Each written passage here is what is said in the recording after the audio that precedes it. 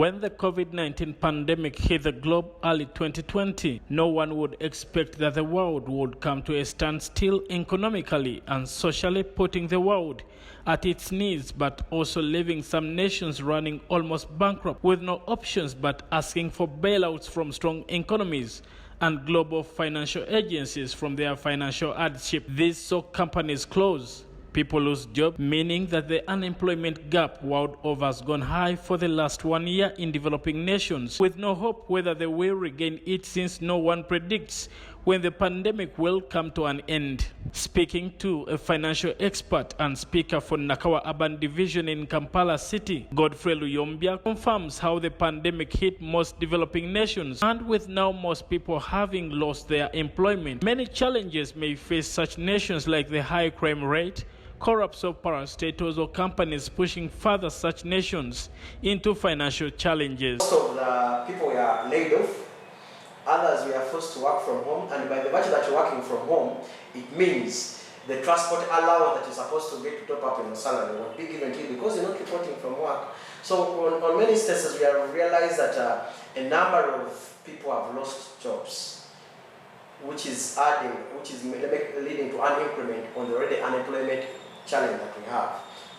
We are seeing of high crime rate that will happen due to the fact that many people are jobless. We shall see companies collapsing, be it these banks. The performance of companies has totally declined. Luyombia suggests to government to empower local investments, create wide opportunities for those people who have been affected by the pandemic, but to have the disaster and prepared ministry equipped with enough resources to address such negative effects. The government should look at ways on how best we can, one, empower the local investment, and at the same time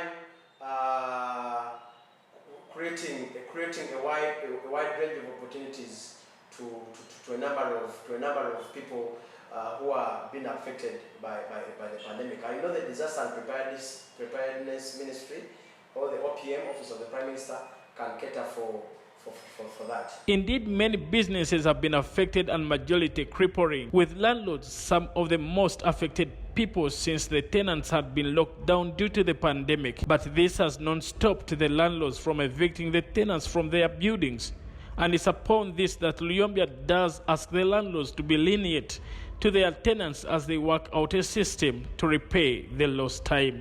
COVID has affected a number of businesses. When you look at town areas, and quite a number of companies that are employing people, the staff have been laid off, most of them. Companies are resorting to minimizing on the efforts of the staff, and you realize that landlords are busy now engaging tenants, collecting, asking for rent. Where did these people work from? Let us give a provision, let us set an arrangement that can enable our good tenants to mobilize for funds, and they pay according to the returns that they have made. Businesses are very low, the clientele is still low, and the landlord has utility charges to cater on, and then you give an invoice, a rental invoice. Ask landlords to be considerate. Let them be considerate. He also challenges government to give tax holidays to local investors so as for them to get back to their level where they are not beggars and run out of businesses. Our government has a tendency of giving tax holidays to investors, foreign investors, not forgetting that we even have local investors who employ hundreds and thousands of people. For example, during the lockdown, why don't you just exempt tax to these business people? Because they have not been working. Of course, let the government as well come up with policies on how we can exempt or look into the taxes and have them reduced for these landlords, such that they reduce also on the pressure that they are setting to the tenants. The same thing applies to banks. Really, most of the business owners in Kampala, almost 90% of the clientele borrow from these banks. Indeed, government needs to think of bailing out local investors more than thinking of foreign investors, something that will help the economy regain its feet if it does get help the local investors. Brian Senkumba, Channel 44 Prime News.